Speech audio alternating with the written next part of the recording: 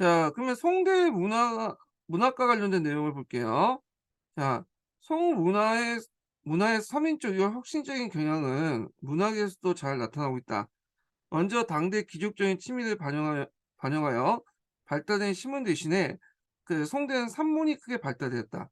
송대의 이제는 고문 부흥의 추세에 따라 형식에 치우친 율문이나 신문보다 강경한 문장이 발달되었다. 고문은 현대 산문체로서 남북조의 운문체나 당대 그 신문체와 같이 구절마다 글자 수나 운에 맞추지 않고 자유롭게 표현하는 문체가 많은데 구양수, 준공, 왕항수, 그 소순, 소신, 소철 등의 산문의 대가로 활약하여 당대 한유나 유종원과 같은 당송 팔대가로 알려져 있다. 특히 구양수는 한유의 문장을 사숙하여 송대의 문장의 대가가 되었고 고문 부운동에 앞장섰다. 송대에 이와 같이 산문이 발달하게 된 것은 서민사회의 발전에 따라 기족적인 신문이나 운문보다는 산문이 발달할 수 있는 사회적 분위기가 성숙되었고 과거 시험에도 산문체로 답안을 작성한 점이 있다. 그래서 이제 산문이 발달된 이유 관련돼서 두 가지로서 이제 서민문화 발달, 그다음에 이제 과거 시험 관련된 내용을 언급을 하고 있죠. 특히 이제 주제학의 발달로 산문체가 철학적인 사상 표현에도 적합하였기 때문이다. 자, 5대에 발달된 그다음에 시곡, 소설 등 요거는 사는 이제 송나라 때 대표적인 장르고 그다음에 그 시곡은 나중에 원나라 때 발전됐죠. 소설은 명청 시대 때 되게 발전됐던 그 문학 장르고요. 그래서 서민 문화도 송대에 이어 계속 이어져 후세까지 영향을 줬다. 5대 소고를 섞여서 엮은 아속을 절충한 문체는 그 당시 이제 송이의 정기 소설의 원료가 되었고 국어체 그 산문가 민간에서 유행했던 세속 가요를 이제 받아들인 음모는 일반 서민들에게 이독되면서 송사의 근원이었다. 그러니까 사라는 것은 이제 일종의 유행가 이렇게 이제 보시면 되겠죠. 자, 사는 그 밑에 사에 대한 설명이 있는데 사는 시의 형식에 구애되지 않는 새로운 음문으로 비파의 반주에 맞춰서 노래하는 가사이다. 유도는 궁중이나 고위 관료부터 말하는 민간의 주나 기방에까지. 주로 이제 주자는 이제 여기 보면 술집을 의미하고 기방은 기생기자가 있으니까 기생돼 있는 이제 뭐 단란주정 오늘날 같은 그런 걸 얘기하겠죠. 자, 널리 예창되었다. 북송 초기에 단사의 이제 형식이 유행했고 근데 여기에도 뭐 사의 종류가 나오는데 우리는 여기 인제 읽을 필요 없으니까 건너뛰고 두 번째 단락부터 볼게요. 자, 국어체 소수는 사회 유행과 불교의 대중화, 특히 이제 법문이 이제 발달돼서 인제 국어체 소설에 영향을 줬다는 거 전 시간에 얘기했죠, 당나라 때. 자, 인쇄술의 발달로 인쇄술 같은 경우에는 이제 할자 인쇄술, 할판 인쇄술이 등장해요.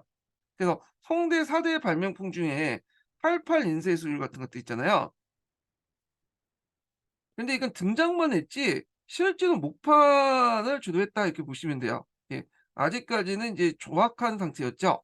예. 그래 갖고 인제 보통 진흙을 뭉개 가지고 진흙을 이제 뭉쳐 갖고 아구에다 집어넣고 만든 뭐 필승할자나 뭐 그런 것들이기 때문에 되게 좀 조악했어요 일단. 그렇지만 이제 활판 인쇄소 이때 등장했다. 요 정도만 기억을 해 두시고요.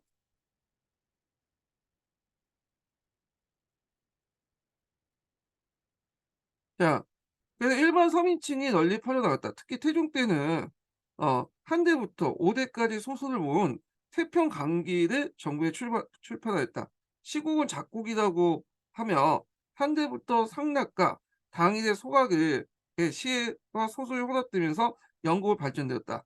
북송시대 때 영을 돕기 위해서 활계가 널리 유행했는데 이는 남송 때 창곡이 이제 첨가된 영국으로 발전되었다.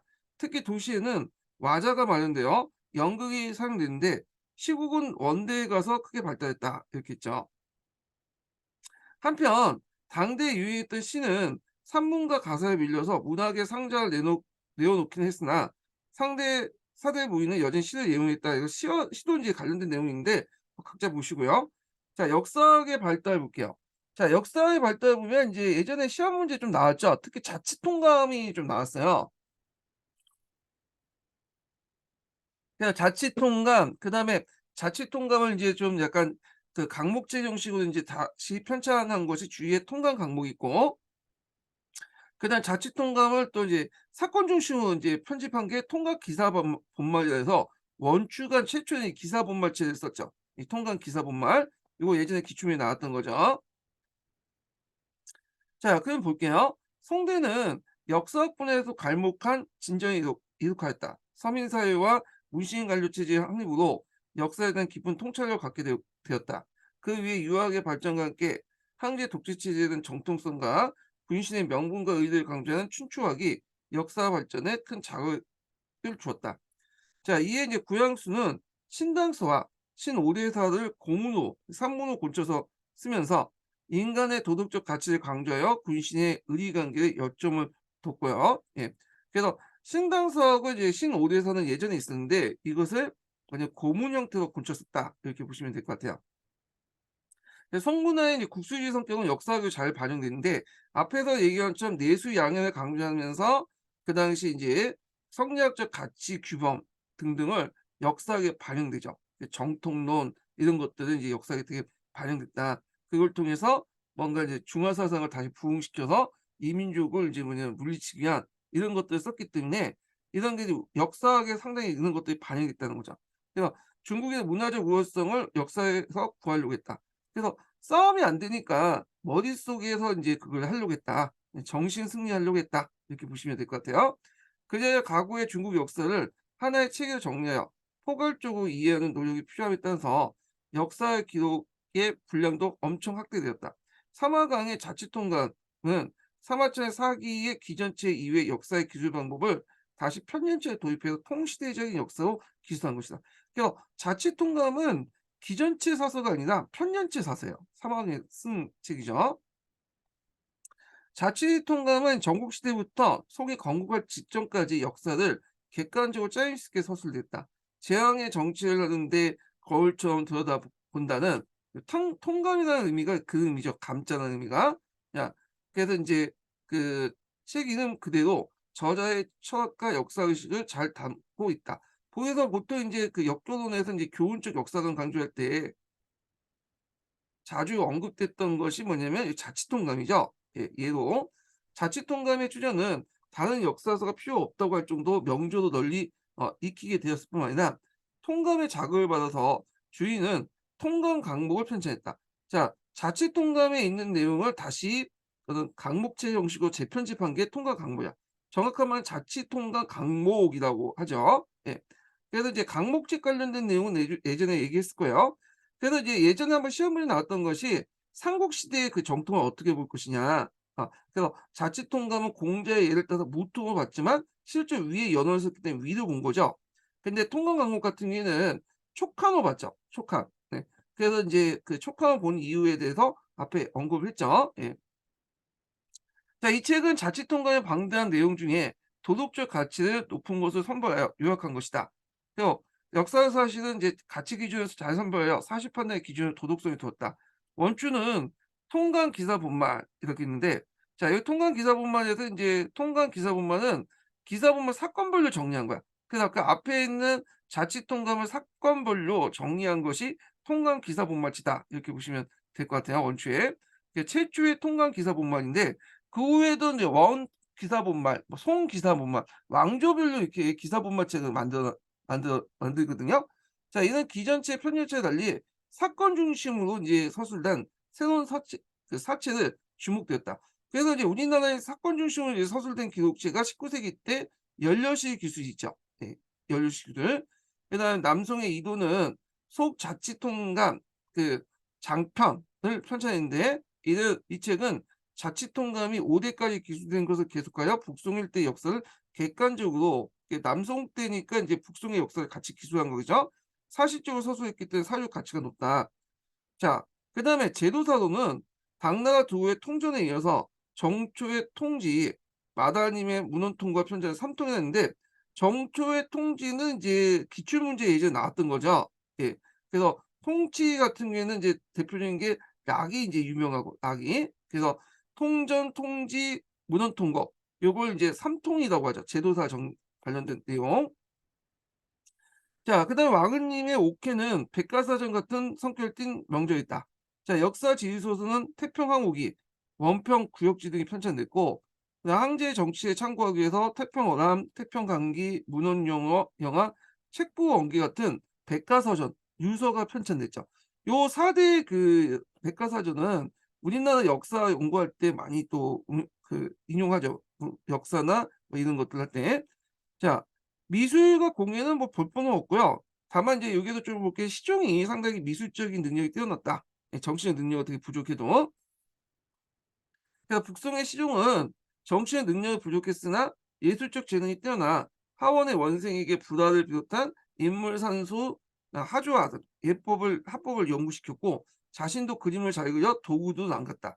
옛 그림을 수집하여 선언화본을 편찬했다. 그러니까 이 사람은 황제가 될 사람이 아니라 미술가가 됐어야 될 사람인데 태어날 때부터 이제 황제로 이렇게 점지어지기 때문에 어쩔 수 없이 황제가 됐던 사람이죠. 간혹가다 이게 예전에 정건대 시대 때 이제 왕들 보면 차라리 그냥 예술가로 됐으면 상당히 뛰어난 사람이었을 텐데 이게 체질에 맞지 않아 정치를 하는 바람에 뒤에 되게 욕을 얻어먹는 사람들 되게 많아요. 예. 자, 그다음에 인제 거기에 문인화가 발달됐다는 것도 있고요. 그건 각자 보시고 그 밑에만 볼게요. 북송 말기 때 장택단이라는 사람이 수도 변경 시가지의 청명절의 모습을 금 정밀 근면한 필지로 묘사를 한 청명상화도가 유명하다. 그래서 도시 규모와 풍속도로서 뛰어날 뿐만 아니라 당시의 도시 생활과 경제 활동에 기중한 자료가 되고 있다. 예. 요거 좀 기억을 해 두시면 될 것 같고요. 그다음에 이제 문화나 뭐 인문화도 발달했다. 이렇게 보시면 돼요. 자, 과학기술의 진보와 발명을 볼게요. 자, 이거는 이제 교과서에도 나오는데 보통 이제 송대 3대 발명품이 있죠.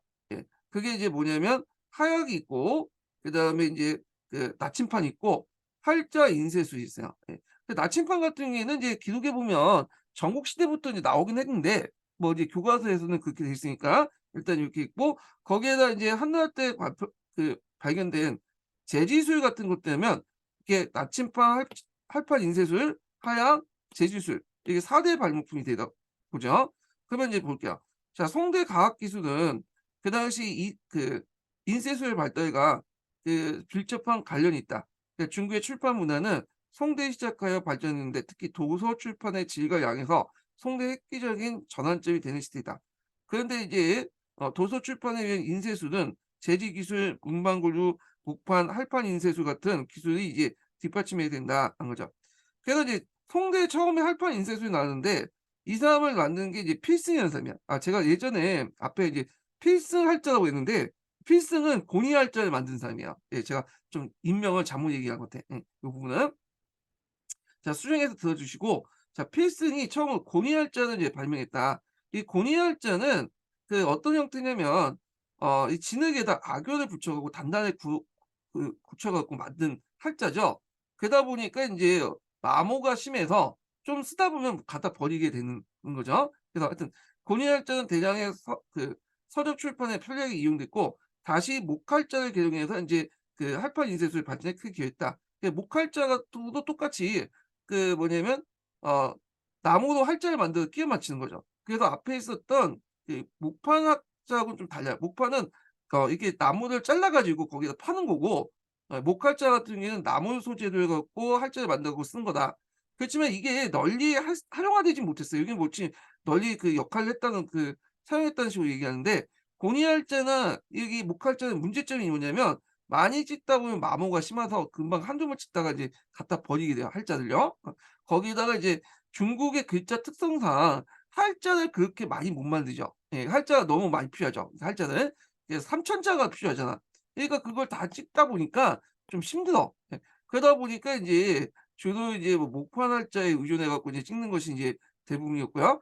오히려 이제 할판 인쇄술 같은 경우에는 인제 뭐냐면 우리나라에서 좀 발전됐죠. 뭐 금속 할자, 목할 고니 할자나 목 할자가 그다음 금속 할자가 등장했고 서양 같은 경우에는 이제 뭐냐면 어 편하죠. 예, 금속 할자 찍기가. 왜냐하면 24 자부터 28 자만 딱 만들면 다 조합이 되고 우리나라도 인제 나중에 인제 조선 후기 때 한글 소설 만들 때 이런 것들을 인제 할자 인쇄술을 통해서 만들었거든요. 이런 것도 인제 한글 같은 경우에도 이게 편하잖아요, 짜집기가. 예. 자, 하여튼 그 결과 11 세기는 종래와는 비교가 안 되는 대량의 도서가 출판되었는데 정부는 이제 유교 경전을 비롯해서 역사서, 철학서, 법전가, 자연과학의 가장 서적, 농업, 의학, 수학, 범법 등 다수 출판하여 중앙과 지방의 관청에 보급됐다. 농사 지교는 1,500부가 가능하였다고 하는데 이는 할판 인쇄 기술이 아니고선 도저히 불가능한 일이다. 이 밖에도 이제 송대 이제 사대부 사회의 발전으로 개인의 문집도 많이 출판됐다. 그러니까 이와 같이 도서 출판을 가능했던 것은 제리 기술의 발전과 밀접한 관련이 있다. 그래서 송의 제지업의 중심으로 보면 송도의 초전, 소주의 채전, 성서의 선지들의 이름이 있죠. 그래서 그 밑에 있는 뭐 그 각각 읽어보시고, 자 여기 권위할자 관련된 내용이 좀 주에 있으니까 한번 읽어볼게요. 자 권위할자는 일종의 점토할자도 진흙과 악으로 이제 섞어서 할자를 만들었던 기록이 신갈의 숲이진 몽계 필담에 자세히 적혀 있다. 이는 구텐베르크의 금속할자보다 400년 동안 각각 있었고 우리나라 고려시대 최은희의 그 뭐냐면 금속할자 발명과도 200년 앞서 있으나 금속할자는 아니었다. 이렇게 보시면 될 것 같아요. 자 그다음에 이제 송나라 때는 서점도 더 많이 들어섰다 해 가지고 뭐 소도, 성도, 건양 그다음에 이런 제지의 명산지며 인쇄업의 중심지인데 이건 뭐 고려하고 좀 연결해서 보시면 될 것 같아요. 고려도 간영 상점 중에 서점을 이제 운영하는 게 있어요. 예 요런 것들. 그다음에 하약 관련된 내용이 있죠. 하약은 원래 인제 누가 만드는지는 모르겠지만 불로장생약으로 만들었어요. 보통 우리가 인제 이렇게 불로장생사에 여기에 따라서 이제 만드는데 이런 것들 이제 뭐라고 연금술이라고 하죠, 연금술. 보통 연금술 같은 경우에는 이제 예전에 얘기했지만 금을 여러 가지 금속들 합쳐 갖고 이제 금을 만드는 게 연금술이잖아요. 예. 근데 이거에 대해서 이제 또 함께 또 불로장생사 약을 만드는 것도 이 연금술에 속해요, 연금술에. 하여튼 그런 걸 만들려다가 인제 실험하는 과정에서 유황이나 초석, 목탄을 혼합하여 하약을 제조했다는 기록이 있으나 폭발력은 미비하고 하약을 만든 목적을 제작한 것이 아니다는 거죠. 그래서 요거 인제 하약이 언제부터 출발하는가에서 여러 가지 서익이 있는데 중국에서는 인제 뭐냐면 뭐 한나라 때까지 보더라고요. 그래서 하약이 인제 처음 사용할 때는 이게 이제 뭐냐면 화약이 축포도 사용했어요. 이게 뭐라고 하죠? 이게 갑자기 생각이 안 나네. 하여튼 화약 무기로 사용한 게 아니라 뭐냐면 이걸 이제 터뜨린 축포 같은 거 있죠. 예 이런 걸로 이제 사용을 했는데 이게 나중에 인제 김화 유목민족도 싸우면서 송나라 때부터 화약 무기들이 사용되기 시작한 거죠. 예. 화약은 송대에 들어와서 본격적으로 개발됐다. 인종의 강종 원년에 진공랑이 편찬한 어 병서에는 무경총효에서 하약 제조법이 이제 자세히 기록돼 있고 송대 하약은 기술적으로 대단히 뛰어났는데 그 예도 근거의 전쟁에서 하약이 사용됐다는 거죠. 중국에 발명된 하약은 13세기 때 이슬람을 공유하여 십자군 병사에 의해서 유도에 전파됐다는 거죠. 자, 요 하약 같은 경우에는 자주 이용했던 몽골족이죠, 몽골족. 예. 이 몽골족이 하약 무기를 자주 이용해서 이제 정복 전쟁을 했다. 요런 것도 보시면 되고요. 자 나침반 같은 게 송대에 발명됐는데 근데 기록에 따르면 이제 전국시대 때 기록도 있어요. 예 근데 이제 교과서적 의미에서 이제 이렇게 적어 놓은 것 같아요. 자 송대에 발명됐는데 이를 이용해서 항해를 한 사실이 남송말 주옥에 편찬한 평주가담이라는 책에서 자세히 나온다. 이때 나침반은 자석의 침을 물 위에 띄어서 발양을 표시한 유치한 단계나 나침반으로서의 구실은 충분히 감당했다. 그래서 이제 할자 화약, 나침판은 한대 체륜의 제지법과 더불어 중국의 4대 발명품으로 꼽는다. 한편 송대 과학기술에서는 획기적인 발전을 이룩한 것이 제철 기술이다. 자, 북송시대 때 서방의 요하, 서와 대치하고 모병에 의해 다수의 군군이 이 지역에 배치했으므로 국가가 막대한 수량의 무기를 직접 공급하였다. 이 밖에도 이제 서민 생활의 향상과 산업 생산의 발달에 필요한 농기구, 화폐주조, 토목공사 등의 많은 양의 철이 필요했다. 자, 철 생산 방법에는 코코스를 이용해서 철을 추출했는데 요 방법이 이제 19세기 때 산업혁명 때 했던 방법인데 중국은 미리 몇백 년 전에 했던 거죠. 선철과 단철을 함께 용이하는 방법과 냉각 상화된 송풍에서 탄소를 직접 제거하는 방법으로 강철을 제조했다. 그 선처에서 강철을 제조하는 방법들이 나왔고요. 자, 이러한 이제 제철 기술은 유럽의 을 훨씬 능가한 선진 기술이었다. 자, 의학 분야에서도 이제 이미 신체 해부가 실시되어 해부학이 체계화됐고 질병의 원인과 치료에 대한 연구 방법이 개발됐다. 한편 약학도 큰 발전을 이루어 체계적인 약전의 출판 후 제약 기술과 과학적인 정리가 이루어졌다. 이렇게 이제 있죠. 약전 관련된 내용이 있으니까 이건 각자 읽어보시고, 자, 그다음에 한의종을 좀 볼게요. 한의종은 상대적으로 볼 때 이제 송나라 때 경제하고 문화 부분에 대해서 서술이 그렇게 많지가 않아요. 예. 그래서 한번 이제 읽어보겠습니다. 자, 한의종 몇 페이지 펴보시냐면요. 220 페이지 펴보세요. 220 페이지. 자, 여기 목판인쇄술 관련된 내용이 있는데, 자, 여기 볼게요. 목판인쇄술은 수당시대에 시작됐지만 그 강범한 복음은 송대에 이뤘다. 특히 국자감이나 전운서 같은 중앙과 지방의 국가기관이 각종 서적을 대량으로 출판했으며 이것을 이용해 효율적으로 지식이 전달 이루어졌다. 그래서 앞에서는 동기에서는 목판인쇄술보다는 어디에 초점을 얘기하냐면 할판인쇄술에 영향을 초점을 맞춰서 있잖아요. 근데 앞에도 얘기했지만 할판 인쇄술은 중국에도 한계가 있어. 글자 수도 있고 그다음에 이제 초창기 때 그 할판 인쇄가 자체가 그 진흙이나 이제 나무로 소재로 만들었기 때문에 이게 자주 사용하면 뭉개지거든요, 할자가. 그렇기 때문에 실제 그 뭐냐면 어 그 책들은 요 목판 인쇄술을 통해서 만들어졌다는 걸 조금 기억을 해 두시면 될 것 같아요. 자, 그래서 하여튼 이렇게 있고 그래서 이에 따라 서적의 후대한 이제 보관이 용이해졌고 이를 뒷받침한 제지술과 인쇄술의 발전이 이루어졌다. 자, 여기에는 과거제의 발전이 상당한 공헌을 했다고 생각한다. 그다음에 나침반 관련된 내용이 있죠. 그래서 하약 제조 역시 이제 송대에 이제 본격화됐고요. 그래서 학예 제작을 이제 그 전담하는 그 관한을 두고 병기의 제조와 기술에 대한 발전을 진력했다.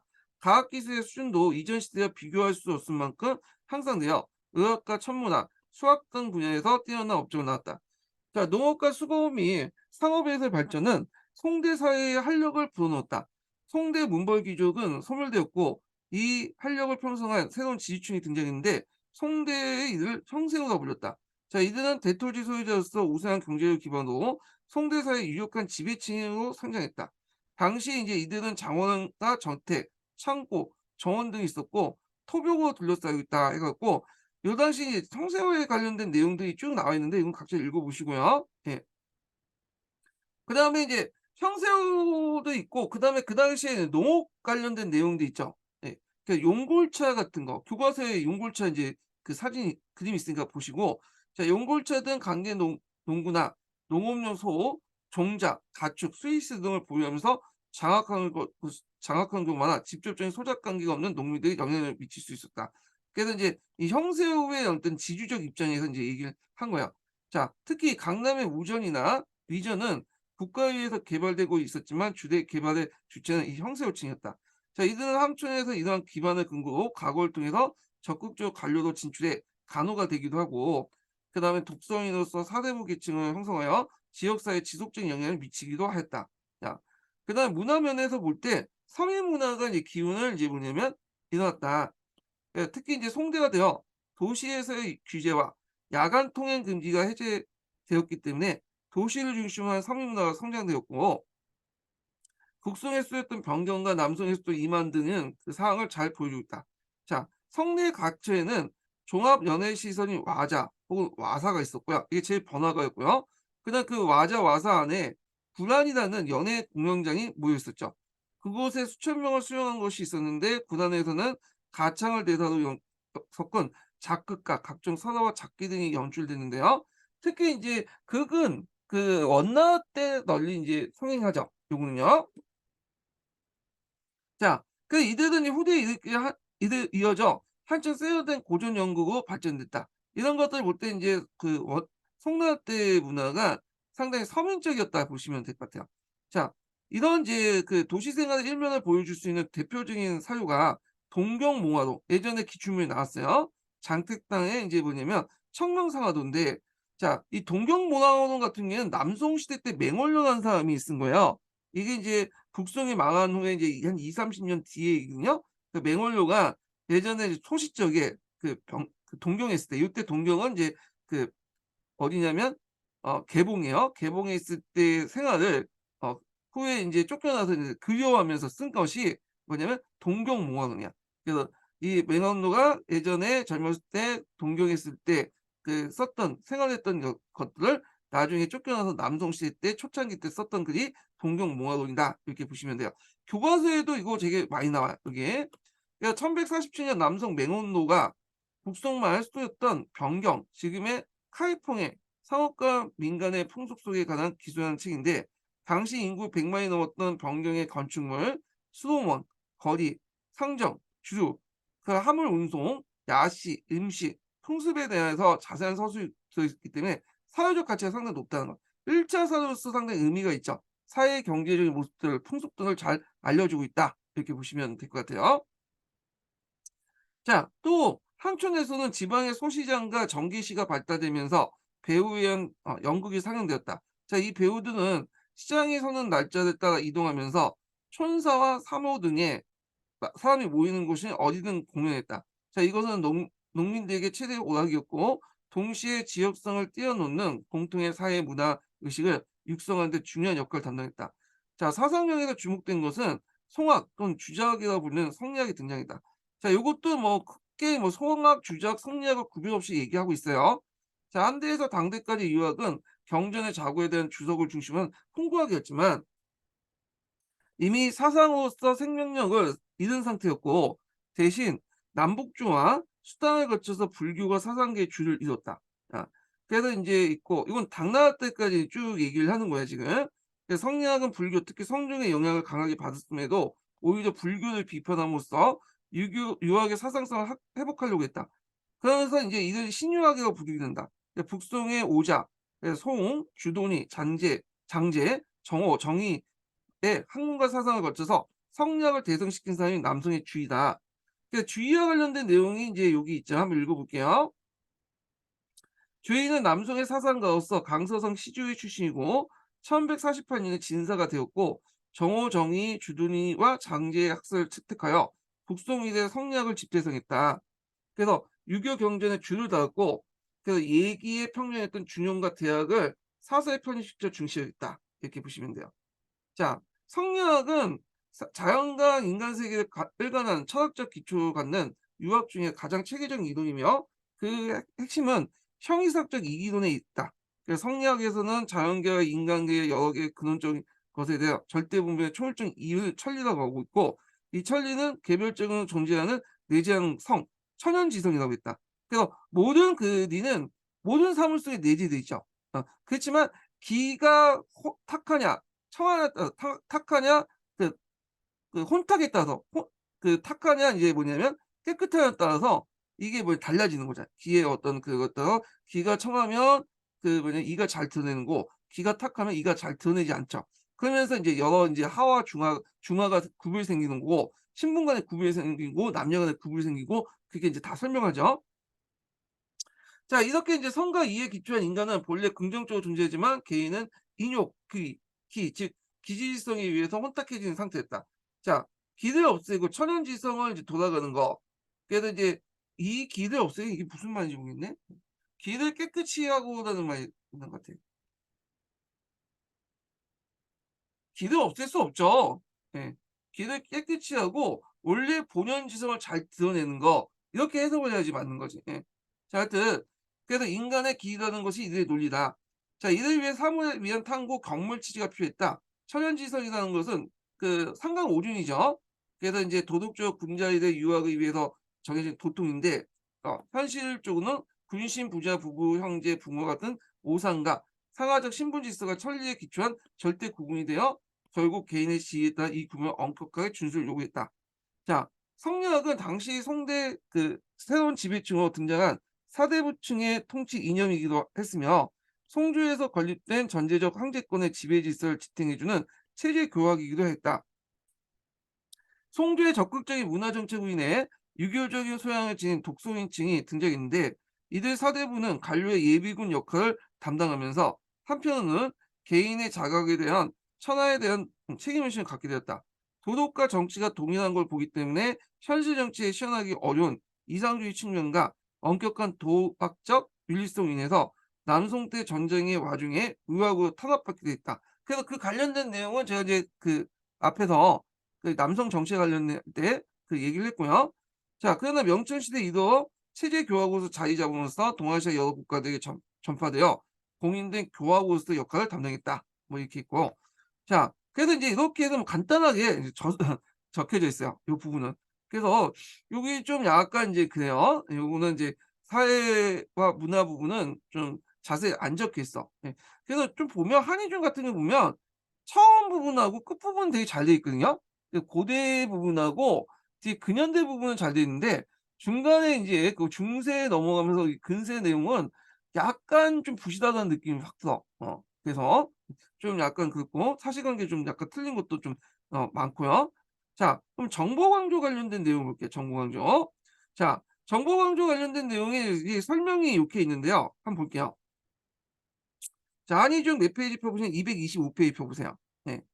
자, 정보 강조 용어는 미국에 활동했던 독일 출신의 동양학자인 비트 포겔이 사용함으로써 알려졌다. 그에 의하면 정보 강조라는 것은 중화 제국의 역사상 전형적인 중국 왕조 외에 이들과 항쟁하면서 따로 이들을 정복하고 지배한 요를 비롯한 근, 원, 청 같은 유목민주에 건립한 왕조였다. 자, 이건 나중에 좀 얘기했지만 이 정복 왕조라는 건 침투 왕조하고 좀 대립하죠. 예.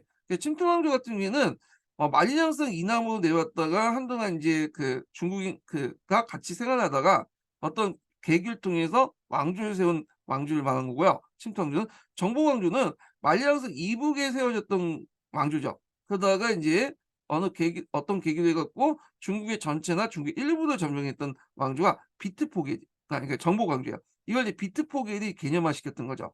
자, 그래서 비트포겔 같은 경우에는 정복 왕조하고 중국의 일반적인 왕조 이렇게 두 가지 유형을 구분했거든요. 그래서 정복 왕조 범주에는 금나라, 청나라, 요나라 이렇게 했어. 특히 요를 되게 강조했어, 이 사람은. 그러니까 이와 관련된 비트포겔이 이제 요를 강조했지 몰라서 그런지 몰라도 예전에 기출 문제가 요에서 이제 주로 나오거든요. 자, 근데 여기 주의할 것은 이게 원이라고 했는데 엄밀한 원은 이제 비트포겔의 이제 정복 왕조 개념이 없어요. 이건 나중에 이제 추가로 집어넣은 거고. 근데 그거에 대한 비판이 많아. 원도 원은 정복 왕조인데 왜 비트포겔은 그걸 안 집어넣냐? 이게 이제 동계에 있는 내용인데 이건 동계할 때 좀 읽어 보기도 하고요.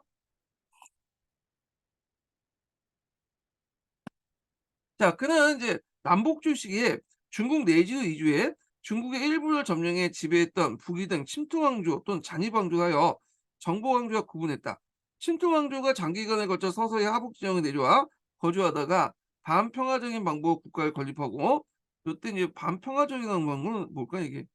반반자 같은데? 예. 자, 이후 이제 수세대에 거쳐지면서 국가가 멸망하자 중국 문화에 흡수 동화되어 버린 것과 달리 정복왕조는 장성 이후에 갑작스레 등장하여 지구의 중을 일시적으로 정복하였다. 따라서 10세기 이후에 등장했던 정복왕조는 그 중국의 농경 문화에 대항하는 유목민족으로서 강력한 문화적 자의식과 서방의 영향을 받은 독자적인 고도한 유목 도성 문화. 그러니까 유목 문자 유목 문화하고 이 정주 문화가 도성 문화잖아요. 이게 인제 뭐냐면 플러스된 문화야. 이게 대표적인 인제 그 정복왕조 등장하게 된 위구르 민족들이 인제 이런 것들이 인제 있는데 이런 것들이 정복왕조에 영향을 미쳤어요. 예. 그래서 유목적인 거와 그다음에 도성 같은 거주, 정착, 농경 문화는 이제 플러스된 문화 요걸 이제 얘기하는 것 같아요.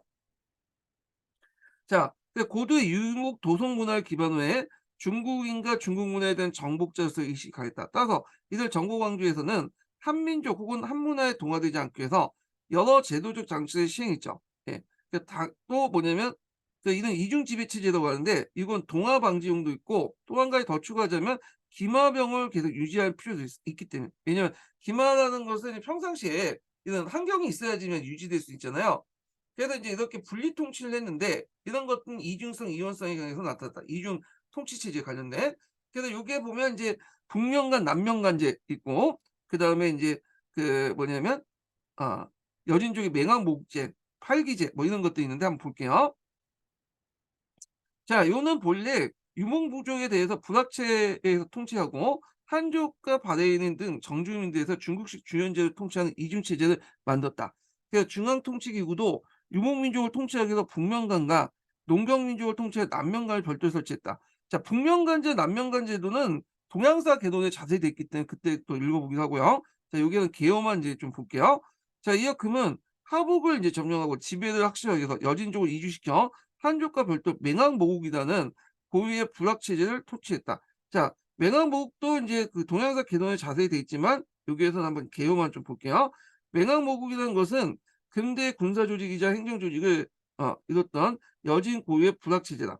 삼백오를 1모국으로 신모국을 1맹하로 평성했고 이 우두머리도 맹항모국이라고 했다. 자, 평상시에 생산과 상업활동, 사회활동을 다녔고 전시에는 군사조직으로 신속하게 전환됐다. 약간 이제 뭐냐면 뒤에 나온 이제 팔기제도 이제 그와 비슷한 이제 형태죠. 자, 원나라는 더 나아가서 몽골인 지상주의가 중국 통치를 행하기까지 했다.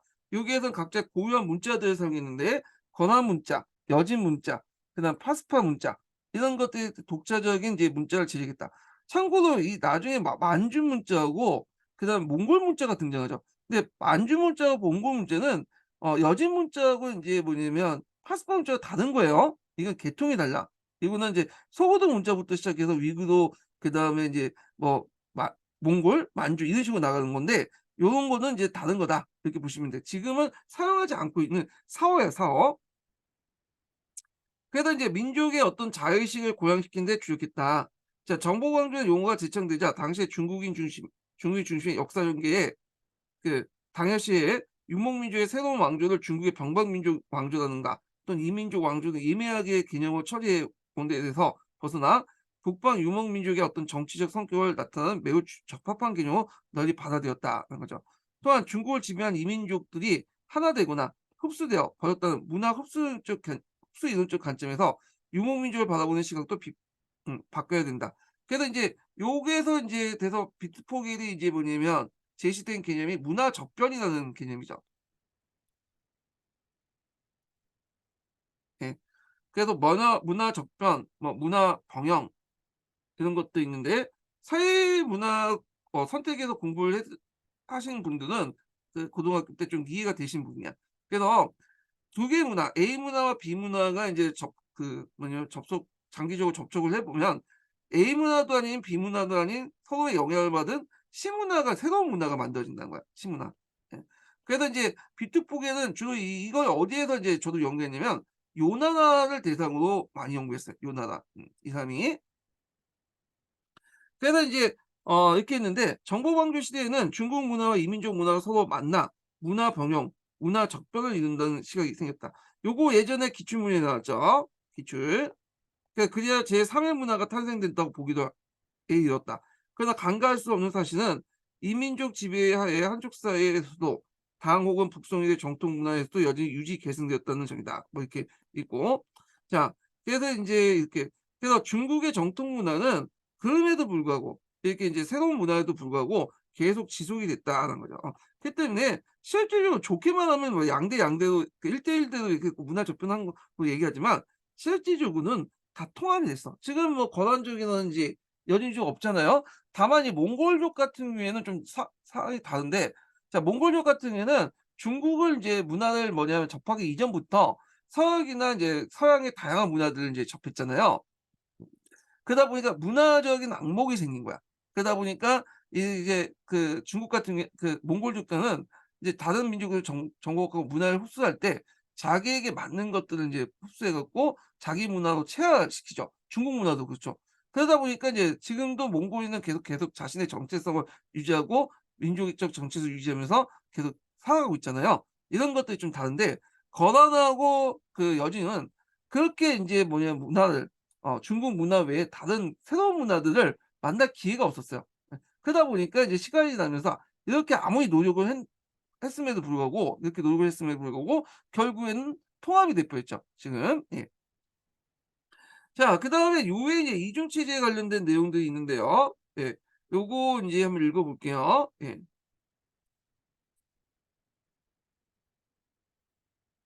자, 요는 최초의 정보 광주로서 후대 정보 광주에 많은 영향을 주었다. 요는 여타 이제 정보 광주와는 달리 본고지를 중국 본토에 옮기지 않고 수도를 그대로 북방에 둔 채 정복지인 하북 지역을 통치했다. 요는 초기에는 최초의 유목도소 국가인 위구르 제도 형태 계승했는데 앞에서 이제 위구르 제도가 이제 위구르 제도란다. 위구르 제국이 그 뭐냐면 후에 정복 왕조에 영향을 줬는데 일종의 도성 문화를 이제 했죠. 유목 도성 문화. 예.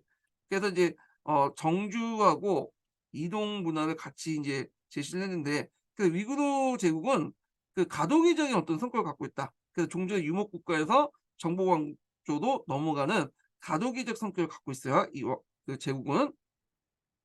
자, 위구르는 실크로드 주변의 오아시스 정착물을 지배했을 뿐만 아니라 주변의 농경지대부터 농민과 수공업자를 약탈해 영내에 강제 이주시키고 그들을 도시에 집중시키면서 경제와 문화의 거점을 삼은 바 있다. 예. 자, 야율남북 이제 요는 하복을 반복해서 침략했는데 그 목적은 단순히 물자의 약탈이 있었던 것이 아니라 농민과 수공업의 획득이 있었다. 강제 이주한 요는 강주 이주는 요가 지배했던 연후 16주에 행해졌으며 또 멸망시킨 바다의 유민에 대해서 시행되었다. 그래야 이제 이주자에 의한 만리장성 이북의 유목지대에는 많은 유목 도성들이 건립되고 요의 형제를 비롯해서 왕후와 유목 귀족은 이들 중심으로 직할령을 설정했다. 자, 이들 두아주라고 한다는 두아주.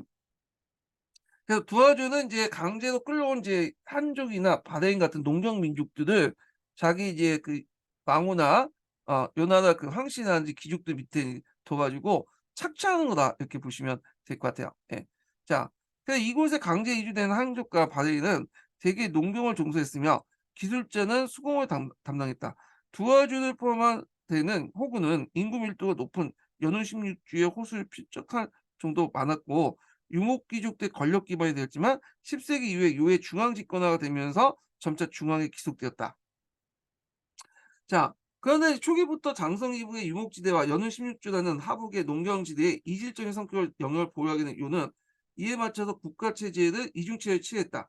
서로 다른 성격의 영역을 지배하기 위해서 중국의 장성 이남의 농경지대에 거주했던 한족과 바레인을 주연제 통치하고요.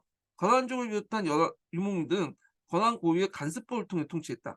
요의 이중체제는 중앙간제상 유목민 통치를 위한 북면간제와 농경민을 지배한 남명간제에서 드러났다. 그래서 북면간은 뒤에 이제 동계 강도 갈 때 보시겠지만 그 토가 있어요. 동계는요. 예. 북추미론이라는 최고 관청에서 부락을 통치했고 남면간은 남추미론이라는 최고 관청에서 어, 관청으로 해 삼성 육부제와 주연제를 통해서 농경민을 통치했다. 그래서 이제 이런 이중 체제는 그 권한의 독자성을 살리면서 중국 체제를 흡수한 형태였다. 자, 그런데 이제 주의할 것은 북면간, 남면간은 행정권을 각각 갖고 있어요. 근데 군사권은 이 북면간에 있어요. 북면간에 북추민원에 있고 남면간은 행정권만 갖고 있고 군사권은 없어. 군사권은 이게 좀 차이가 있어요. 자, 그 북면과 남면과는 항제 직속되어 있지만 대등한 관계는 아니었다. 국가의 중대에서는 북면간이 장했고 남면간이 관여하지 못했다. 반면 남면간에는 권한이 파괴됐지만 하급의 주현에는 한족 관료에서 제대적 통치 방식이 시행되었고 북면간도 실제는 유해 지배에 집행된 유목민의 부족제에 기초로 하고 있다. 남면과 북면간은 세제와 법제에서 또 각각 독자적인 방식을 사용됐다. 자, 여기에서 이제 정보광조 발전 과정에서 유목경제와 농업경제를 혼합한 요의 이중적인 경제 구조가 작용했다. 자, 그러나 요의 중심은 명백히 장성 이북의 유목지대였고 요게 구축된 독자적인 체제 기반으로 남쪽의 농경지대를 뭐냐면 지배한 것이다. 이렇게 있고요. 자, 그다음에 금의 건국 관련된 내용인데 요 내용이 좀 약간 이제 좀 다른 내용이 있어 가지고 요거는 좀 보다는 뒤에 이제 뭐와 연결돼서 보시면 동계 부분만 읽을게요. 여기는 뒤에 금조에 관련된 도교 관련된 내용부터 보고 그냥 여기는 그냥 각자 읽어 보세요. 예. 여기는 동계에 집중해서 좀 볼게요. 이게 내용이 약간 앞뒤가 안 맞는 것도 있어 가지고 그러니까 예. 자, 다음 장 넘어가면 몇 페이지 펴보시냐면 230 페이지 펴보세요. 자, 금조치하의 특기할 만한 것은 시종 시기부터 신도교가 발전한 것이다. 그래서 진대도교, 태일교, 전지교인데 신도교는 앞에 설명했죠. 그래서 이제 유불도 3일치고 그 이론적인 분류를 신도교라고 했어요. 그래서 진대도교, 태일교, 전진교가 그것인데 송대 국가의 보호를 받으면서 형이화된 도교를 부정하고 엄격한 수도 생활을 추구하는 실천적인 종교였다. 특히 왕중왕이 창시한 전지교는 그 세력이 가장 컸으며 이후 이제 원조 초기에 왕조에 제했던 장충진 구종기가 징기스칸의 신임을 획득하면서 하복의 도구를 이제 지배했다. 구척이는 이제 어 장충진이 구척이는 여기 이게 금말 원초 때 사람이야. 그 사람은 몽골 때 이렇게 사람이다. 이렇게 보시면 돼요. 자, 그래서 이제 있고 원조 초기가 아니라 이게 징기스칸이니까 몽골 초기죠. 이게 좀 그러네. 예. 그래서 이제 이렇게 있고요. 그러면 동계에 관련된 내용을 좀 보겠습니다. 자, 동계 같은 경우에는 아주 이제 유목국과 관련된 내용을 좀 자세히 설명해 놨어요. 그래서 인제 이렇게 있는데 먼저 인제 정보왕조 들어서기 전에 유목국가가 있었죠. 그래서 예전에 유목국과 관련된 내용이 기출문제에 나왔거든요. 2문제 정도 나왔어. 그래서 객관식 기출 아주 오래된 객관식 기출 문제에 그 유목국가의 이제 등장 순서 있죠. 등장 순서가 인제 예전에 시험 문제 나왔고요. 그다음에 인제 두 번째가 인제 뭐냐면 어 유목국가에는 소고드인 같은 거 있죠. 예 소고드인. 당나라 때 인제 활동했던 소고드인들에 관련된 기출 문제가 나왔어요. 예. 그래서 인제 있는데 자 요거 이제 보기 전에 유목국가의 등장 순서를 좀 먼저 정리하고 나서 강독을 해 보겠습니다. 예. 자, 제가 인제 요 관련된 내용을 인제 봤는데 자 여기 보시면 중국의 역대 왕조도 있죠. 예. 그 역대 왕조에 따라서 인제 각각 대응했던 인제 유목민족들이 인제 여기 정리를 해 놨고요. 그래서 인제 위그룹까지가 이제 유목민족이라고 하고 여기 경계선을 유목이라고 인제 하고 그다음에 밑에가 인제 뭐냐면 보통 정복왕조라고 하죠. 정복왕조. 예. 그래서 이제 순서를 보면요. 자 여기 보면 홍로가 있고요. 예. 홍로 전에 이게 없지만 스키타이 민족이 있어 스키타이. 스키타이는 이제 2단 계통의 민족이죠. 2단 계통의 유목 민족인데 이들이 인제 상당히 이제 많은 활동을 하죠. 그래서 여기는 좀 빠졌는데 하여튼 스키타이 민족도 있고 그다음에 인제 등장하고 나서 홍로가 있고요. 그다음에 이제 선비족이 있고 유연족 있고 그다음에 돌골, 위구르 이런 식으로 인제 발전해 나갔다 이렇게 보시면 돼요. 그래서 여기 보면 인제 돌골, 위구르는 그 트로코 계통이라고 보시면 돼요. 트로코 계통. 예 트로코 계통. 예. 그래서 이제 순서를 좀 기억을 해 두시고 이거 예전에 한번 시험 문제 나왔고요. 대개 유목민족들은 이제 어디에 있냐면 여기에 있죠. 여기 거쳐 가지고. 예. 그래서 요 지역 같은 경우에는 강우량이 요 밑에까지는 없지만 위보다는 좀 많고 좀 날씨가 이제 이 툰드라 지역보다는 좀 날씨가 좀 온화하지만 여기보다는 그 농경지는 좀 보다는 춥고 이런 거야. 그래서 여기에서는 나무는 자라지 못하고요. 예.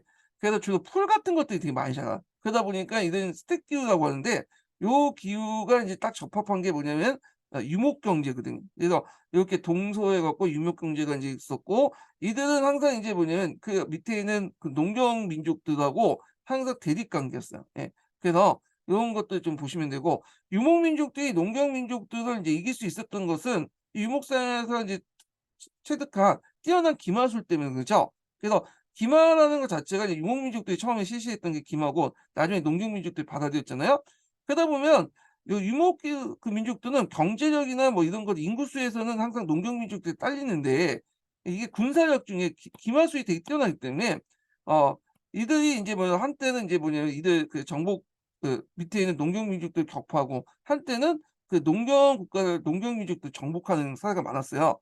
근데 지금은 거의 몰락했죠. 얘네들 보면. 그 몰락 이유가 뭐냐면 기마를 대체할 수 있는 기마를 이제 능가하는 총포류 같은 건 하향 무기들이 등장했기 때문에 이들이 대거 몰락을 하게 된 거야. 근데 하향 무기가 이제 본격적 발견 그 하향 무기가 본격적으로 발달하기 이전까지는 유목민족이 상당히 뭐냐면 강성한 세력이 강성한 군사력을 가지고 있었다. 이렇게 이제 보시면 될 것 같아요. 예.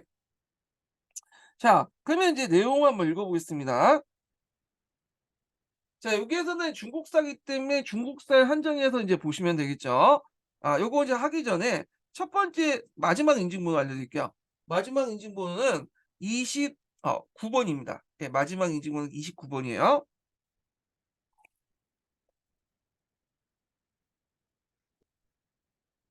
자 만리장성을 경계로 하여 그 남과 북쪽은 서로 다른 자연환경에 따라 역사의 전개도 달려있다. 자, 남방에서는 농경민 한민족이 세운 왕조가 일찍부터 발전해왔고, 북방에선 유목민족에 의한 유목국가가 설립되어 남북으로 대립되면서 동아시아 세계의 역사를 펼쳐나갔다.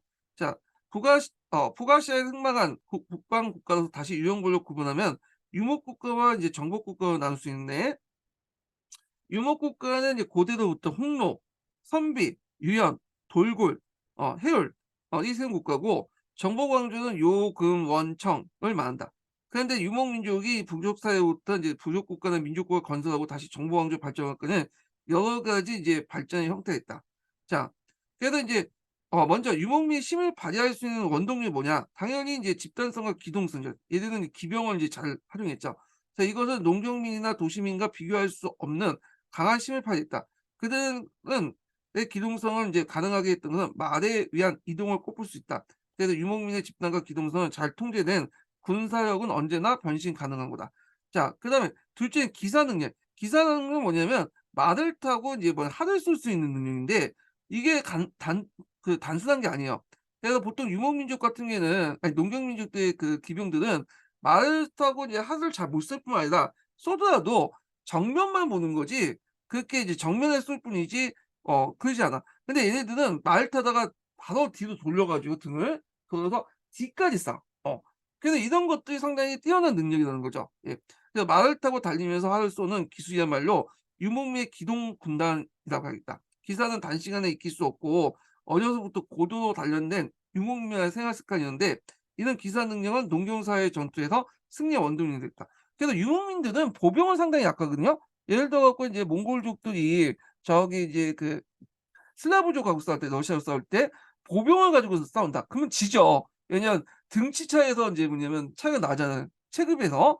근데 이런 그 키도 작고 등치도 작은 이제 몽골인들이 이 러시아인 같은 유럽인들 같은 이제 중무장한 기병들을 격파할 수 있던 게 뭐냐면 빨리 다들고 활을 쏘고 그런 능력이 되게 뛰어나기 때문에. 예. 그래서 얘네들은 보병은 되게 약한데 기병이 상당히 강해. 예. 그런 것들이 특징이 있고요.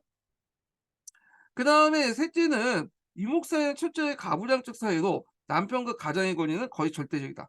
가장이 한마디로 가장이 이제 가족을 지배하고 시족장의 명령이 곧바로 전투 명령을 할 수 있기 때문에 가부장적 사회는 그 자체가 하나의 적은 군사 조직 같은 성격을 갖고 있다. 근데 요구에 대해서는 또 이제 다른 견해도 있어요. 유목 사회가 오히려 목의 중심의 사회다. 그래서 모 여성의 발언이 좀 높았다. 뭐 그런 관점도 있고요. 예.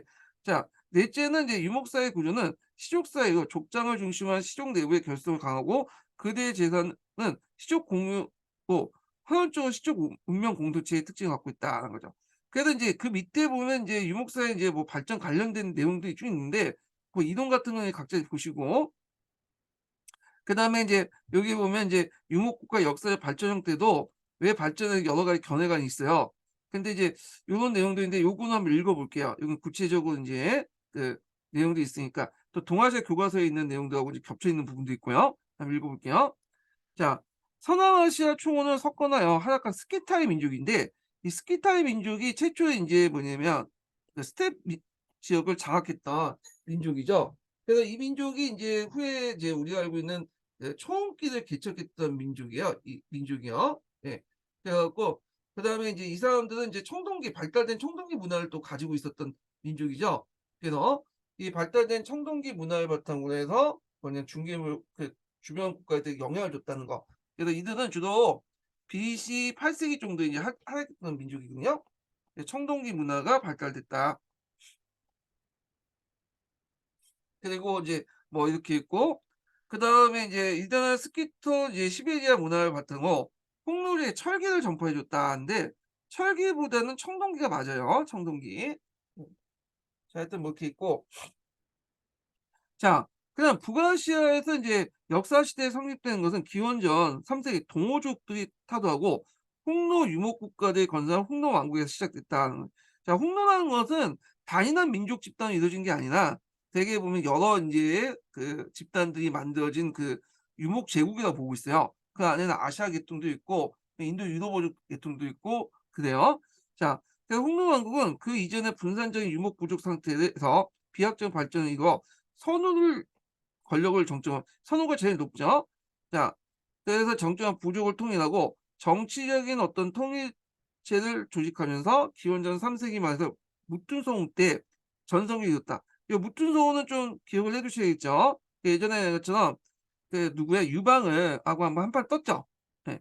한판 떠 가지고 그때 이제 평성 지역 백등산에서 이제 포위가 돼서 평성에서 이제 백두산에 포위가 돼서 간신히 풀려난 저 그래서 이 무투성은 되게 유명하니까 기억을 해 두시고 그래서 인제 여기가 무투성 관련된 내용인데 무둔이라는 것은 투르크 용자라는 뜻이고 몽골 성자라는 뜻이다. 그 한나 초에 붙인 두만손을 살해하고 이 사람이 인제 살해할 때 그 유명한 일화가 있죠. 부하들에게 "내가 지시한 방향에 무조건 활을 쏴라." 어 그리고 만약에 했는데 만약 쏘지 않으면 이제 무조건 그때 인제 죽이는 거죠. 예. 그래서 계속 쌀을 이제 활을 쏘도록 이제 지시를 했고 자기 아버지가 이제 지나가는 길목에 딱 기다렸다가 신하들에게 이제 뭐냐면 부하들에게 지시했죠. "저쪽으로 쏴라." 그러면 인제 신하들은 분명히 선호가 있는데도 불구하고 선호인지 알죠. 근데 예전에 계속 이제 그 후투의 지시대로 활을 쏘는 그런 거기 때문에 자동적으로 인제 두만을 쏴 가지고 여기를 이제 두만선을 죽여 버렸죠, 자기 아버지를. 그래서 이대 선호가 되어서 동호를 격파하고 대월지를 서쪽에 물어나고 원래 대월지라는 표현보다는 월지라는 것이 많아요, 월지. 예. 그래서 월지인데 이게 이제 월지가 인제 뭐냐면 그 무투성한테 인제 쫓겨나고 저쪽 서역 쪽으로 이제 들어간 그 월지를 대월지라고 하고 이때부터 나중에. 그리고 그럼에도 불구하고 그 지역에 계속 남아 있었던 몽골 평원에 남아 있었던 그 월지를 소월지라고 해요, 소월지. 그 월지라고 해야지 맞는 것 같아, 이거는요. 자 하여튼 대월지 서쪽에 몰아냈으며 한나라 고조를 평성에서 인제 대패했죠. 그 고종이 항우 여우에게 그 뭐냐면 견원을 정하면서 항왕조를 능멸했다. 자 그래서 인제 요게 평지와 관련된 농서 사건이 유명하죠, 이거 사건을. 그거는 제가 이제 앞에서 좀 얘기했고요. 자 그리고 기원전 1 세기 중엽에 홍노왕국은 전환무제의 대토벌리에서 동서로 분열됐고요. 그래서 인제 서흥의 질지선원의 지도 아래 서방의 이리 지방으로 이동하고 다시 중앙아시아 탈레스 지방으로 갔으나 한해 서역도였던 감염수의 장군의 공격을 받고 붕괴됐다. 자 한편 홍노는 호양화 선우가 인제 지도 아래 이 사람이 또 유명하죠. 그래서 중국의 황제에 가서 인제 와서 첩을 부인해 달라고 해 갖고 왕소군을 얻었죠. 이 왕소군 서사가 좀 유명하죠. 그래서 호야냐 선우의 지도 아래 한야 선우의 지도 아래 한과 긴밀한 유지를 했는데 왕소군의 일화는 이때의 일이다. 자 호안 시대에 들어와서 반초의 서역 정벌로 홍노는 다시 남북으로 분열됐다. 그래서 전환 때는 동서, 그다음에 후한 때는 남북 이렇게 보시면 돼요. 자 홍노의 남북 분열은 이후의 역사에 많은 영향을 줬다. 즉 동아시아 세계에 있어서 4 세기 초에 남홍로를 비롯한 오후의 친일 남침을 인해서 5, 16국의 분열 시대를 가져오게 되었고 서방 세계에서는 북홍로가 흑해, 카스피해 연안에 진출을 해서 4 세기 후기 때부터 뭐냐면 시작된 게르만 민족의 대이동을 계기한 훈족의 하락이 되었다. 예, 훈족은 이름으로 나타나죠. 예, 훈족으로. 예. 그다음에 인도에서 인제 그 보면 쿠타 왕조 말기 때 에풀타라는 민족이 등장해요. 그 에풀타라는 민족이 쿠타 왕조를 타격하면서 크게 쿠타 왕조의 쇠락의 계기가 되었던 거거든요. 이 에풀타도 인제 뭐 여러 가지 의견이 있지만 이게 이제 뭐냐면 '쫓겨난 홍로의 일종이지 않을까.' 이렇게 보는 사람도 있어요, 이 사람들은. 예. 자 홍로 왕국의 쇠망 후 이에 대신해서 북아시아 지역에 제패한 것은 동박이라는 선비족이다. 자 선비족은 2 세기 중엽에 부족장 단석계가 여러 부족들을 통해 선비 왕국을 건설하고 다시 하북의 5-16국을 통해서 북위로 발전했다. 선비족 같은 경우에 5개 부족으로 인제 나눠져 있는데 그중에 인제 뭐냐면 여기 북위를 세웠던 그는 탁발족이 세웠던 거죠, 탁발족. 예. 그리고 모용시도 있죠. 우리하고 관련된 모용시. 전현, 후현 이런 얘들은 모용시인데 얘는 고구려하고 이제 대적했던 민족이고요. 자 오후의 중원 지추는 마치 유럽에서 게르만족의 대이동과 비교되는 동아시아의 국제 그 역사의 큰 사건이다. 자 이어 이제 선비족에 이어서 유연족이 반응하여 5 세기 초에 유목 국가가 건설했고요. 자 이 유연족들은 전에도 얘기했지만 좀 불행한 그 유목민족들이야. 그 위에 이제 북이 황제가 있었죠. 북이. 북이도 이제 유목민족이기 때문에 유연족들이 이 북이 때문에 잘 크지 못했어. 예. 그래서 북이가 이제 주기적으로 유연족들을 토벌해 나가죠. 그래서 그들의 세력이 성장하는 걸 막았어요. 예. 자, 6세기 중기에는 새로이 돌굴족이 인제 새로이 등장했고, 이 돌굴 투르크라고 하죠. 투르크를 이제 음치한 게 그 돌굴이야. 원래 이 돌굴은 보통 이제 몽골이나 만주 지역에 살았던 민족이에요. 예. 근데 얘네들이 이제 나중에 가면 위구르 민족을 끝으로 해 갖고 나중에 키르기즈가 인제 뭐냐면 위구르 민족을 치거든요. 그래서 인제 이걸 계기로 해 갖고 서진을 하게 돼. 네.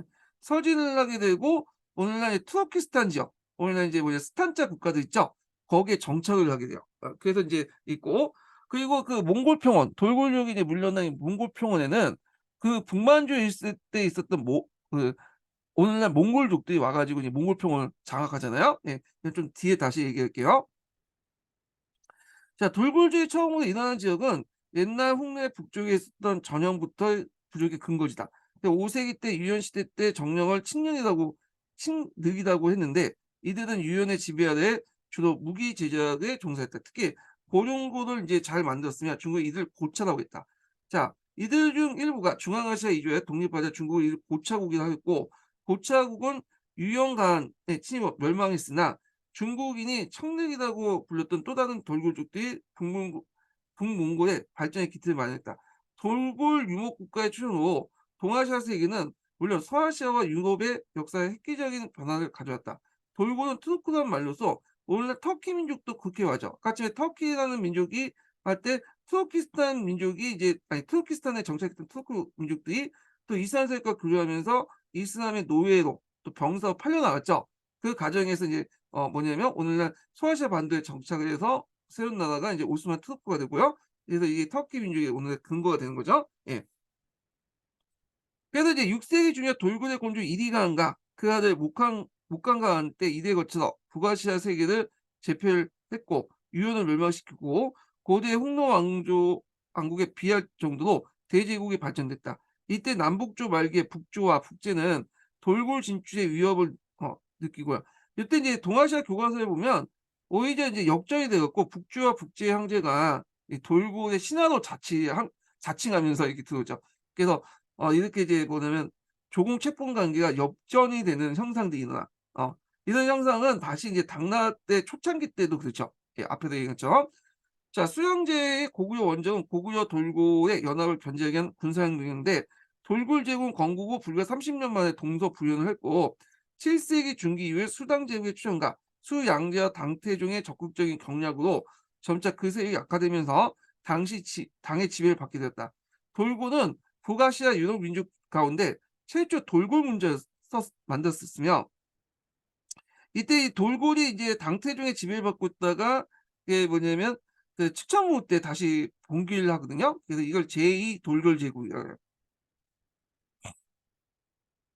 그러니까 제2 돌골 제국 때 돌골 문자를 사용했어요. 이때 당나라 행정 때 만든 돌골 비문이 에니세이강에 발견됐는데, 돌골 문자는 서아시아에서 시리아 문자를 병행한 곳서 한자 전혀 관계없는 포옹 문자였다. 자, 이는 중국 문화와 밀접한 관계를 가지고 있고 돌골이 서아시아 문화를 받아들이고 중국 문화를 배격함으로써 북방 민족의 어떤 강한 민족 의식을 나타난 것이다. 자, 돌골의 약화와 당나라 제국의 내부에 틈타서 8세기 때 몽골 지역에서 해올 위구르 부족이 등장하죠. 위구르도 이제 넓게 보면 돌고래 한 부족이에요. 예. 그런데 하여튼 이 위구르 왕국은 약 1세기 동안 계속됐으며 안산의 난을 진압할 때 크게 공헌했던 민족이 위구르 왕국이죠. 위구르 민족이죠. 그래서 군대를 파괴했으며 당왕조를 도와서 난을 진압하는데 그 공을 세우고 그 세력은 중국에 확대됐다. 자, 위구르족은 상업 활동에 뛰어나 교통을 이용해서 중개 무역을 추진했고, 문화적으로는 북아시아 여러 역사상 처음으로 유목민족 샤머니즘 아닌 마니교를 국교로 정했다. 그러니까 마니교 승려한 이 소고도인들이 이제 위구르족들에게 영향을 주죠. 뭐 종교라든지 문화라든지 정치적 활동에 큰 영향을 줘요. 그래서 이거 예전에 기출문제 나왔죠. 그리고 중국인들은 그들의 정치 문화의 고문을 받아들였다. 그래서 이 소고도인들은 나중에 위구르족과 이제 친하다가 결국 위구르족들에 통합이 돼. 지금 없어지죠. 자, 그대 수도와 군사지 요충지, 무역로의 요지에는 도성을 세우고 이것을 중시한 유목 도시 문화라고 할 수 있다. 아까 얘기했지만 유목민족의 문화와 정복민족의 그 농경민족의 문화가 혼합되는 것들 형태가 있다는 거죠. 그래서 이것이 이제 유목왕조에서 정복왕조로 넘어가는 가도기적 성격을 갖고 있다. 이렇게 보시면 되고요. 자, 유목 도시 문화는 그 후의 정복왕조들에게도 영향을 미쳐요. 요나나 같은 나라들 영향을 미치죠.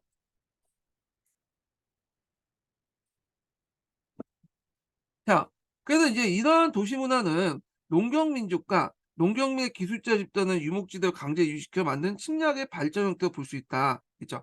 자, 9세기 중기의 위구도가 멸망한 후에 북아시아 세계에서는 유목국가 더 이상 나타나지 않았다. 그부터 이제 정복왕조 시대로 넘어가죠. 그래서 북아시아 유목민족의 역사는 위구도 왕조 시대의 끝으로 유목국가의 자치를 감추고 이후 10세기 초에 거란족에 의해 요의 추종과 연인족의 금, 몽골족의 원해, 또 만주의 청해 정보광조가 등장했다. 그래서 이제 이렇게 있고요. 자, 그다음 유목국가의 뭐냐면 군사 조직을 유형을 보면요. 대개 보면 유목국가들은 한 개의 민족 집단으로 형성되지 않아요. 여러 부족들로 또 다양한 민족과 인종으로 구성된 것이 이제 보통 그 통상적인 건데 그 안에서 보통 여러 부족들 볼 때 보통 이제 핵심 이너서클도 있어. 어 이런 것이 핵심 집단이라고 하는데 대개 보면 군주 시족하고 인척 시족이 있어요. 예. 그래서 인척 시족은 왕비족이라고 보시면 돼요. 왕비족. 그래서 이제 얘네들은 겨우 이제 군주 시족들과 같이 연합해 갖고 핵심 집단이 되죠. 핵심 집단. 그리고 이제 요거와 함께 인제 얘네들 외에도 인제 같은 인제 뭐냐면 좀 비슷한 등급으로 이제 연맹 집단이 있고요. 그다음에 그 아래에 있는 이제 종속된 종속 집단이 있고 그다음에 부용 집단이 있는데 이 부용 집단들은 주로 농경민들을 강제로 끌고 와 갖고 인제 혹사시키는 방식으로 하는 부용 집단도 있어요. 그래서 여기에 보면 뭐 홍로라든지 돌고이라든지 뭐 이렇게 이제 지칭하지만 그 안에 여러 민족 집단들이 있었고 그리고 인제 이들이 또 뭐냐 뭐냐면 어 그때그때마다 홍련하고 지칭할 수도 있고 또 인제 나중에 뭐 돌고래라 지칭할 수 있고 왔다 갔다 해요. 예. 그래서 이렇게 한 개의 민족 집단이 아니라 여러 개의 민족 집단 구성돼 있고 중심 집단 안에는 이런 연맹 집단과 종속 집단, 부용 집단도 같이 있고요. 그리고 인제 세력 변동에 따라서 이 부족들이 뭐 홍로의 집단이 있다가 또 위구르 집단이 있다가 뭐 돌고래 집단이 있다가 왔다 갔다 했다. 이렇게 보시면 돼요. 대개 유목 구조 그 국가들은 통치 구조를 보면 중앙에 선우나 칸이 있고요. 그 외에 인제 뭐 자부와 우왕을 둬서 이제 좌우로 해서 이렇게 3부 구조로 됐다는 게 특징이에요. 예. 그래서 인제 이런 내용도 인제 있고요. 그럼 한번 볼게요. 자, 융합국가는 부족제적 국가 혹은 부족연합체적 국가의 성격을 띠고 있는데 그 대표적인 예로 홍로왕국을 쉽게 찾아볼 수 있다. 홍로왕국의 정치 조직은 선우들 이제 권력을 정점하고 그 안에 특정한 시족이 독점하는 24대간직이 있다. 선우는 군장으로서 국내 전 부족을 통치함과 동시에 국가의 제도를 주재했다. 그래서 홍로사에서는 정월과 봄, 가을에 거쳐 연중 세 번의 국가적 큰 제사를 집행했다. 이때 부족장의 그러니까 귀족이 모여서 선우의 주도 아래 천지 귀신에 대해서 제도 올리고 부족민의 안전과 가축의 번식을 기원하면서 국가의 중대한 문제를 아울러 협의했다. 자, 이와 같은 큰 제사를 통해서 부족의 단합을 깨함과 동시에 선우의 주재 아래 부족장의 일을 개최하고 국가의 정치적 국가의 정치를 원활히 집행했다. 따라서 홍로의 선우는 제사를 관장함으로써 그 유목국가의 정치적 지도자의 위치와 아울러 제사장의 지위도 함께 갖게 되었고 이를 통해 절대권을 행사했다. 그래서 인제 뭐 홍로가 선우한테 이제 한나라 홍로의 선우가 한해 황제에게 보낸 글 가운데 뭐 그 내용인데 이거는 인제 어디에 있냐면 농소 사건 게다가 한나 황제라고 하지만 주로 인제 뭐냐면 고우인가? 근데 여시에게 보낸 편지 내용 같아요. 내용 보면. 하여튼 뭐 이렇게 있고 자 그래서 선우는 부족장과 귀족의 협의하에 의해 선출되고 왕권이 강화되면서 세습되기도 했다. 자, 이런 한 해의 권력은 유목국가에서 물론 정부왕조 추천 이후에도 계속되었다. 이렇게 돼 있고요. 자, 유목국가의 이제 사회조직 형태는 대개 이제 십진제적 그 군사조직 형태로 돼 있어요. 예. 이렇게 돼 있는데 요거는 이제 여기 이것만 좀 볼게요. 자, 권한의 이제 여기부터 볼게요. 여기. 그래서 이제 홍로 이후에 이제 유목국 간의 사회 구조를 볼 때는 이와 같이 홍로의 사회와 그다지 큰 차이가 없다. 이렇게 했는데 요거부터 읽어야 되겠네. 예. 그래서 십진지와 관련된 내용을 이제 볼게요. 자, 여기 첫 부분만 읽어볼게요. 북아시아 유목민족 내부에는 시족 공동체의 사회로부터 계급사회 발전돼 나왔다. 이들 24다. 아까 이제 홍로와 관련된 내용을 쭉 얘기하는 거야. 1만 명의 기병을 징집할 수 있는 부민과 목지를 소유하고 있으며 부민은 다시 군사적 청장, 백장, 십장이나 우두머리 위에서 각기 통제했다. 자, 여기에서 볼 수 있듯이 홍로가 이제 10단위로 끊어지거든. 10단위. 예. 이런 것들 후에 이제 뭐 뒤에 유목 국가들도 되게 10단위로 이렇게 끊어져 갖고 이제 어 군사 조직을 만들죠.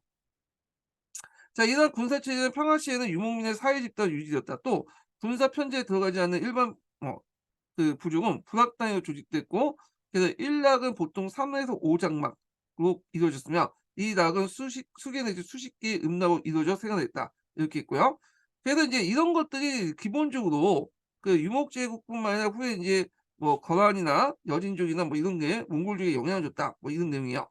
자, 그래서 인제 있고 선비족 관련된 내용을 볼게요. 선비는 홍로의 잔류 부족을 흡수하여 유목국가를 발전했는데 단석기 때 영토를 동서중, 삼부, 그래서 세 개로 나눠서 통치하는 것은 홍로족도 그렇지만 선비족도 똑같이 인제 그렇게 해요.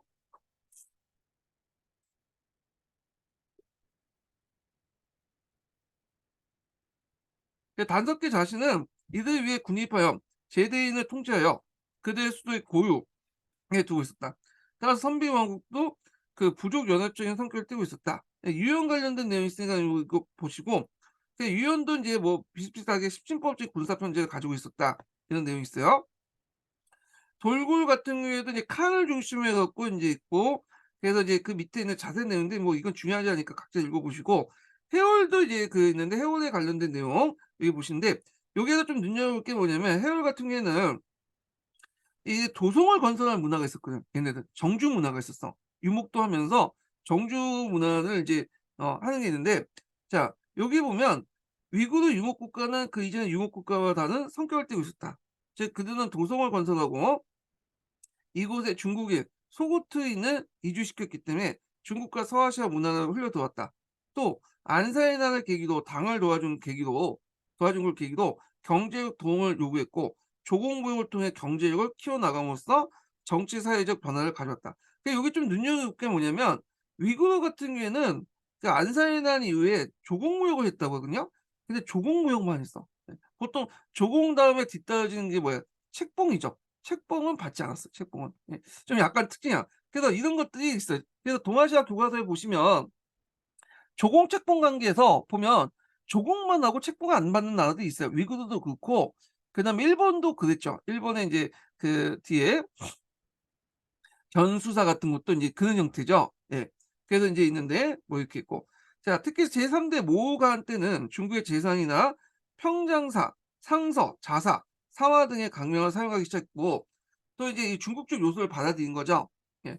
또 군신의 차별을 엄격하게 하여 국가 체제에 점차 중국풍의 군주 독재 체제 관료 체제를 전환했다. 이것은 유목민족 사회 구조로서 그들의 발전의 한계점에 도달했음을 의미하며 결국 위구르의 유목 왕국을 마지막으로 이후 정복 왕조를 추론하게 된 역사 사실과 관계가 있다. 그래서 위구르 유목 왕국은 뒤에 정복 왕조를 넘어가는 가도기적 어떤 역할을 했다. 요것도 같이 기억을 해 두시면 될 것 같아요. 자, 그래서 인제 이렇게 있고 그 밑에 인제 뭐냐면 비트북의 정복 왕조랑 관련된 내용이 있거든요. 그 앞에 이제 한이중 내용보다 더 자세히 적혀 있어요. 요 부분은 좀 쉬었다가 진행을 하겠습니다. 예.